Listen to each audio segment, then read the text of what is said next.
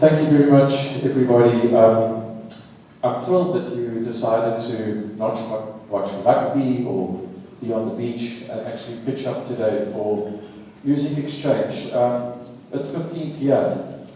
I wasn't going to do an intro, I wasn't going to say anything, I was just going to let an absolute icon, Arthur Goldstuck, speak. And then someone said to me, and it was easy, he said to me, Martin, you actually need to talk about it. 15 years is no joke. Blood, sweat and tears. To put it in perspective, and I'm throwing the notes, sort of out of what I'd written, my daughter was 9 years old when I started this. She graduates on Monday with a university degree at 25. I think that puts it into perspective, the blood, sweat and tears, and my family putting up with what I've done. But I'd like to paint a picture as to how this thing started. I was very privileged to work for Sony BMG, biggest record company in the world at the time, for 17 years. We sold a lot of records. All this so-called old school that you listen to on radio now and think so cool, blame me. I was the head of promotion and marketing in the Western Cape. Craig Parks, who's here, who ran P4 at the time, would say, Martin, yes, you're coming in with boxes of CDs. It was Judith Sapuma, it was John Legend, it was Vusi Maklasela, it was Next, it was, I'll even mention the ghastly name, R. Kelly, it was Puff Daddy, it was Whitney Houston, it was Michael Jackson. The list went on and on and on of what we had. And we had a worldwide conference here in '97, an APRO conference, Asia Pacific Regional Conference. That's when the dollar was strong. We hired the entire Cape Sun Hotel, every single room. Here's a trivia question for you. Was Justin Timberlake ever in Cape Town? Where? Yeah, he performed at the Cape Sun, correct. In sync were here. They launched at that very conference. The mother was still writing letters and saying, "We're the lions and we're the tigers." Justin Timberlake was sticking notes under the doors to the girls. We should have kept that. We'd all be rich by now.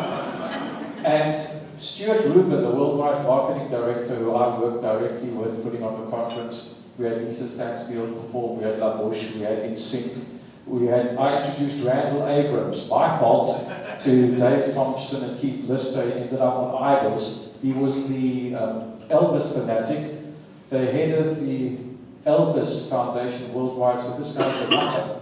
We've never seen some of these Elvis records that Randall produced. That's how he ended up being on Idols. BMG was the rights holder for Idols at the time. And I said to Stuart, I want to do a management thing and this and that. And he looked at me and he laughed. He said, the artists know nothing in this country. Do a conference. Do a conference if you want to empower, if you want to change lives. And that was 15 years ago. It took us a while to get it going, and we had the first conference at the Victoria Junction Hotel. And one of my first speakers, very first speakers, I thought, if you're going to learn properly, you've got to get Arthur Goldstuck, the doyen. Arthur comes down to Cape Town, you're going to love this story. Google.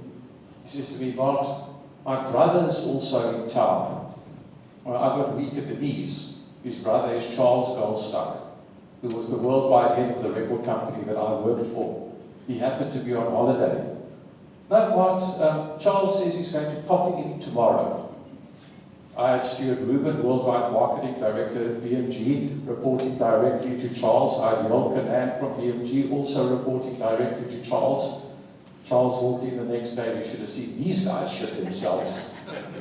And Charles looked at me, he says, I love what you're doing. Set a date next year, I'll come and I'll talk. He did. He duly did. He arrived the following year. Unpacked the entire J Records founding, how it was founded, how it was done, how they found Alicia Keys, what they did. Google the name if you want to know more, because it's not about that, but it's about being in the room.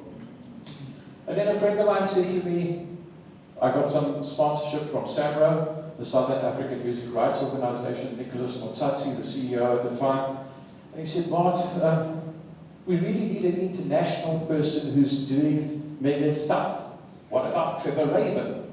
You know, the guitarist who played for Yes, the movie composer, was in the band Rabbit. I reached out to Trevor Raven, the management company, by the way, is called Ventura. Oh, I'd love to come back to South Africa. First class air tickets ×2. I went back WTF in capitals. I could put on 2 conferences for an entire year. No. A friend of mine looks at me and he says, Mark, are you struggling? I said, yes. Why don't you get Trevor Jones? So every expletive came out of my mouth. He'd done Notting Hill, he'd done Mississippi Burning, he'd done In the Name of the Father, a Capetonian, because one of the top 5 film composers in the world. Turns around to me and says, you've been working with his brother for over 2 years, Colin. So I pick up the phone to Colin and I say, Colin, for F's sake, why do you tell me your brother's Trevor Jones, the biggest film composer? Yeah, but Mark, you never asked. I said, well, I'm asking now. Will you come to Music Exchange? Okay. 2 weeks later, I get a phone call. Hi, Bart. Colin said, I should phone you. It's Trevor Jones. He duly arrived. First time ever back in South Africa in 2013. I brought him back. He's opened doors for me and my family that are unbelievable. Still hasn't been honoured in this country. I'm going to use the word, it's a fucking disgrace by the national government. He's been honoured by the Western Cape government. He's been honoured by SAMRO, but national government haven't given him an order of commando. His house in London was the safe house for the ANC. He used to joke and say, some bloke Tabu Becky used to arrive here. And there was security police outside his house. He then introduced me, he says, Mark, you must get Mark Moreau, my dear friend. Well, look, I see, who the hell's Mark Moreau? Oh my God. Chegana Island Records, 100 million seller. Bob Marley, U2, 9 Inch Nails, etc., etc. He came. And so it's gone. Charles introduced me one day, he says to me, Charles Gothard, I get an iMessage. Mark, MEX Conference in town, go see him. Who's MEX Conference? Google. Oh my heavens. Got the app BandLab. More people on BandLab than there are Spotify worldwide. Go and look at the app BandLab. Go and download the app BandLab. Gave the keynote talk 2 years ago at Music Exchange. And so it goes. We've had Brian Michael Cox, 9-time Grammy Award winner here. We've had Yassine Bey speak. Last year I had Paris Toon here. Everybody went, how the hell did you find him? I don't know. It's getting me in Cape Town doing things. Robin S.'s business manager. I mean, I think Robin S. is. But this doesn't happen without money. I'd like to thank SAMRO for their unwavering support and Nicholas Mutsatsi for starting it off many years ago. Karabas, now for driving it. The Western Cape government under Guy Redman and William Masimona for believing what we're doing. And then I've got a sounding board, Jackson Curtis, Leslie Wells, Ross Reyners, my family, Neil Johnson, people who stand by me because you get an incredible amount of naysayers and people who say things can't happen. Well, I'm trying to do it. Enough about the history. I just want to celebrate some outcomes and about being in the room, which is so vital for all of you. If you don't know one another, introduce one another because that's how things happen.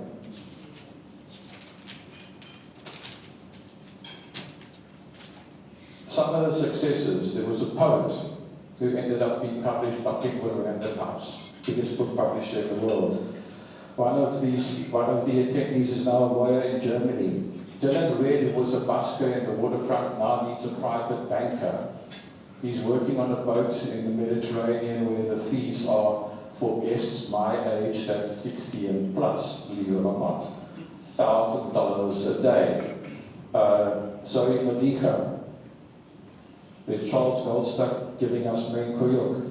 Testament started at Cape Talk. I really need to thank. She gave me a radio show 2 years ago. It's going to be 3 in May, called The Business of Entertainment, which runs every Thursday night at 9 p.m. and then again on a Sunday night at 9 p.m. It's about business of entertainment. I don't just interview the heavyweights. If you've got a story and something to talk about, and I'll give you an idea who we've had on Mark Moreau, Trevor Jones, Karabo Senna, Nick Matsoukas, D. Suzanne Ackerman, Michael Wilmark, founder of Rock Nation Sports International. Reach out. Don't throw vitriol on Facebook. There was one guy who threw a whole go at me. Martin, I want to be on your show. I'm a video producer.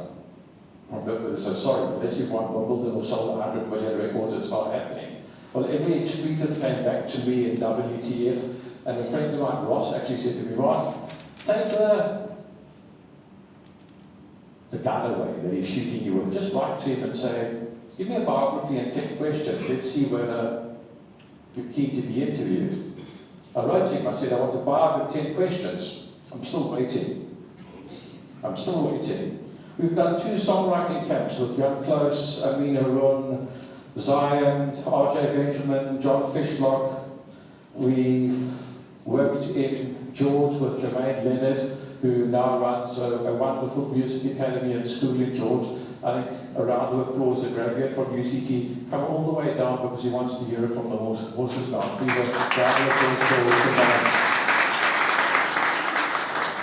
We've gone up to Beaufort West. There's a kid called Mohammed Plaikis who's now getting funding from National Arts Council and everything else. Craig Parks and myself go and mentor him and that. We're not scared to do the work, the dirty work. We're not scared to get in the room because we want to find more successes. I was very blessed to be in Sony for 17 years and see stuff that you dream about. I've got stories up the yin yang of seeing things and doing things. And it's about giving back. If we're not placing it forward and doing things better in this country, what have we got? If we haven't got an arts and culture society, we have a cultural desert. It's never been about myself, it's never been about my family, it's never been about the speakers. The speakers all want to see things better. We have a wonderful habit in this country of celebrating when someone is 6 foot under in the grave and standing and jumping up and down and saying how wonderful they were. Well, prove to me whether they could hear it. And we have a wonderful thing of speaking past one another and not working together and not trying to build something. I close up with one thing. I had a meeting with Robert Horsfeld, Trevor Jones's legal attorney. Now, this is the man who looks after David Bowie and everything else. And I went to go see him about a poet that I was working with at the time at a place called the Tile Yard in Euston in London. And he rattled off all the poets who I needed to speak to and this and that. There were more attorneys in that room than there are in entire South Africa. This is the man who wrote the 360 record deal, invented the 360 record deal, Robert Horsfeld. And when I left, I got this WhatsApp. There was every single number and every single contact of every single manager with poets in the UK that we talked about. And his only wish was that if I emailed them, I copied him in so that they knew where the information came from. That's what we need to get to in this country. Don't be scared of sharing your knowledge, empowering the next generation.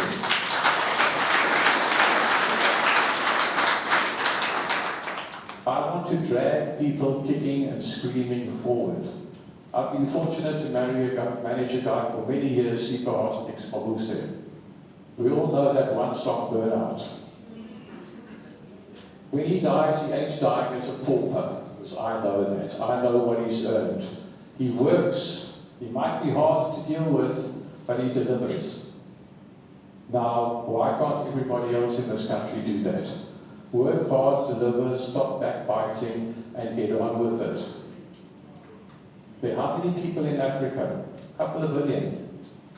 Mark Moreau's question was, why is there only one act, Burna Boy, that can sell out London Stadium? Think about it. New Zealand have got a rugby team, which I love, a lot of sheep, and a band called Lord. She sells out the O2 Arena in London. Name me one South African act, not a DJ, an act, a band that can sell out the O2 Arena in London. And why do I reference as my closing point the O2 Arena in London? It's run by who? Who?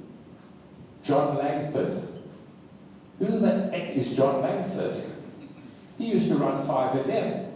He was Craig Parks' boss at P4. He was the CEO of big concerts.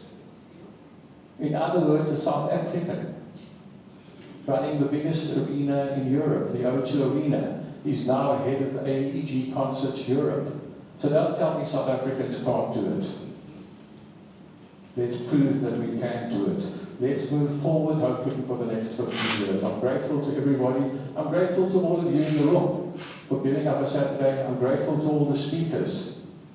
Heavyweights that I look up to and I go, oh my heavens, they like what I'm doing.